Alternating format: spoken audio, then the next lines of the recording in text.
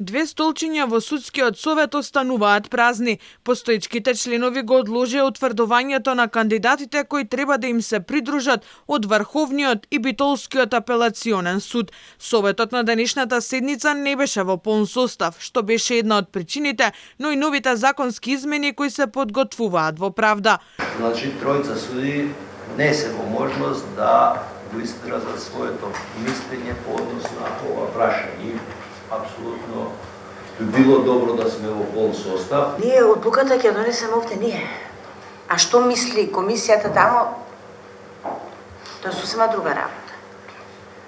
Не знам, јас не сум била известно време во комисијата преди обврски во Советот, но тие размислувања се за нешто што ќе биде идно законско решение. И изборот на поротници за основните судови во Струмица и Кавадарци е одложан за поизборите. Како што беше посочено од дел од членовите, требало да се земе предвид реакцијата на јавноста и одлуката на антикорупционерите за вработувањата на слушателите во Академијата за суди и јавни обвинители во изборен период. Иако ние мнозинството сметаме дека нема пречки законски да се бира суди и поротници, па и суди и дури, меѓутоа видовме како во јавноста сето тоа се примаше и како реагираше и антикорупцијска. Односно ова прашање ставовите се различни.